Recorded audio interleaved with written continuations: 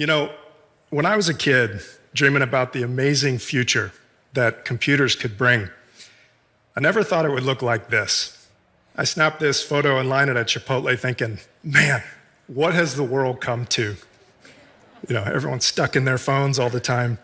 And then I almost doubled over laughing at myself because there I am, stuck in my phone, being judgy about these people stuck in theirs.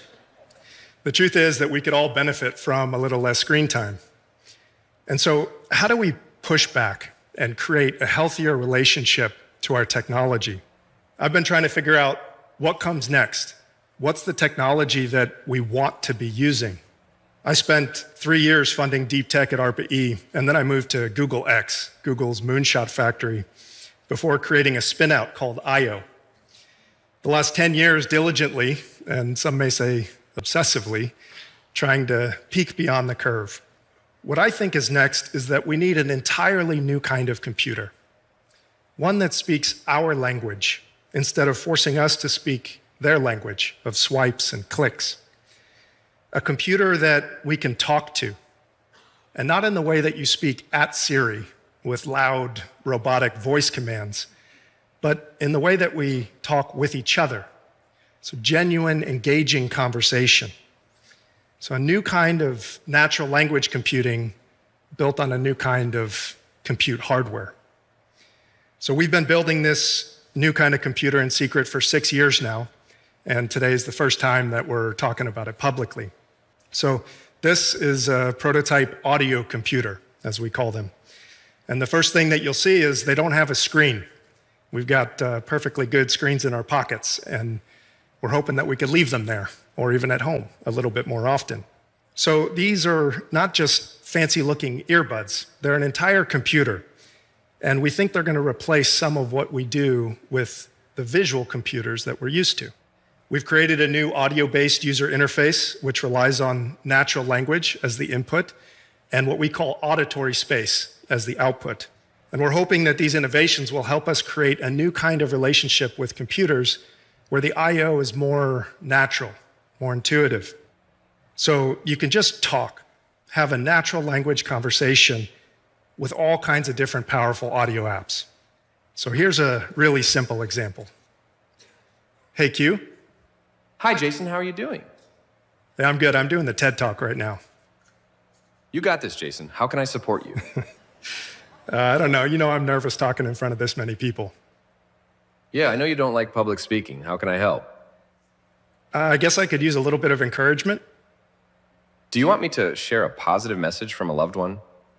Yeah, that'd be great. Maybe just one. I don't want to bore people. Your dad texted. Good luck today, Jason. I'm so proud of you. That's awesome. Thanks, Q. Can you tell him I said thanks, and tell him I'm up on stage right now? He'll get a kick out of that. No problem. So any suggestions for how I could loosen up a little bit? Do you want to hear a joke to lighten the mood? Okay, yeah, maybe if it's on theme. Do you know any tech startup jokes? How many startup founders does it take to change a light bulb? I don't know. Tell me. Only one. He just holds it in place, and the world revolves around him. Okay, sick burn. I'm going to get back to the talk here.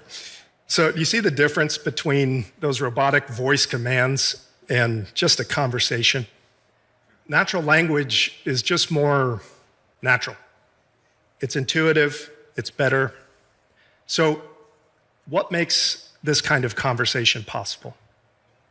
It's the single most revolutionary breakthrough in the history of information technology. And don't worry, I'm not talking about our devices, although they're pretty cool. And I don't mean LLMs either, which are obviously a building block here. What I'm talking about is something much older. It's the first uniquely human form of communication, the one that we naturally learn as children and has its structure built into our brain. It's the very thing I'm doing right now, talking. Spoken language emerged in tandem with the evolution of human consciousness, and to this day, it remains our most efficient and emotionally robust form of communication. Conversation is not just transmitting ideas from one person to another. It's more like thinking together. Modern neuroscientists have pioneered a whole new approach to the brain. It's called second-person neuroscience, and it's built on the notion that how we think is not isolated. It's collective, and it happens out loud, not just through words, but through subtle signals of tone and prosody, your timbre and your pitch and intensity. And neuroscience is just not complete until you add a second person into this full social dynamic. So why can't we have a computer that we can talk with in that way, with that kind of natural language?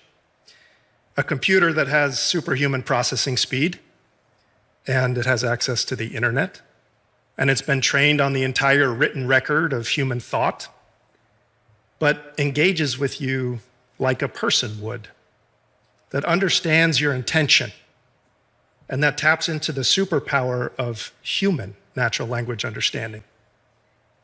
That's the promise of audio computing.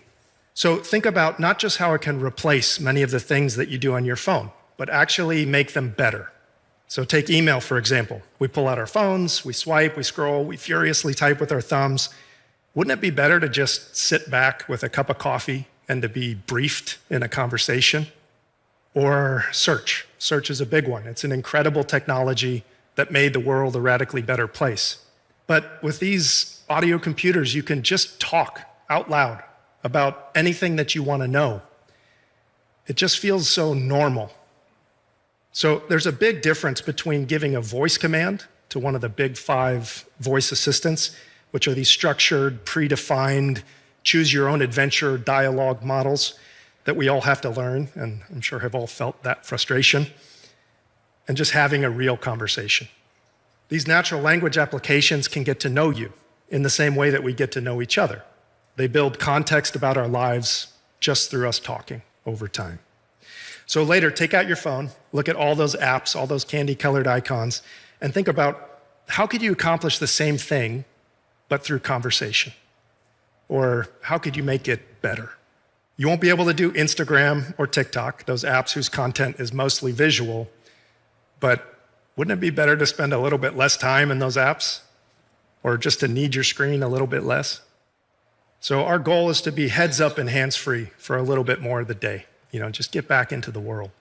Of course, if the auditory user interface, or the AUI, as we call it, is going to really integrate into your life, it has to feel private and convenient to use.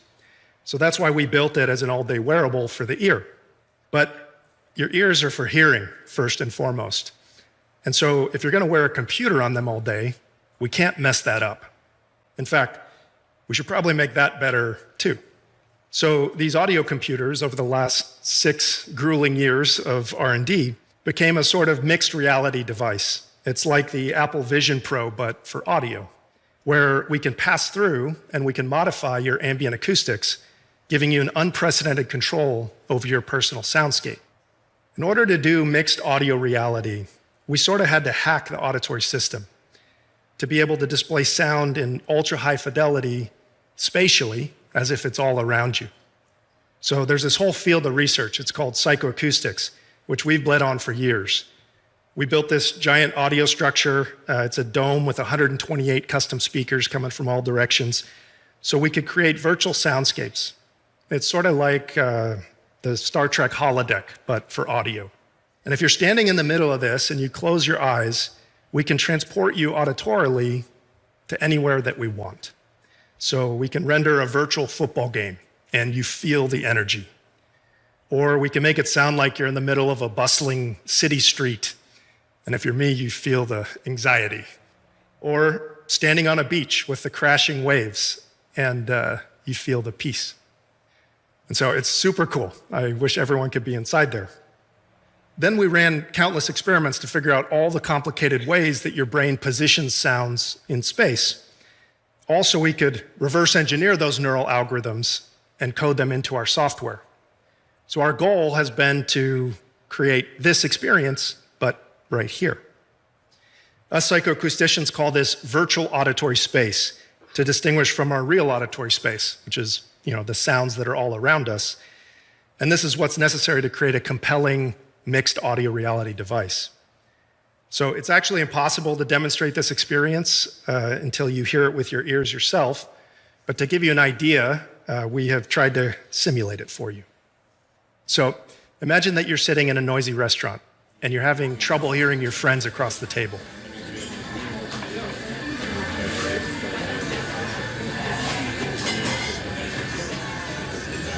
Hey, can you enhance the sounds that are right in front of me?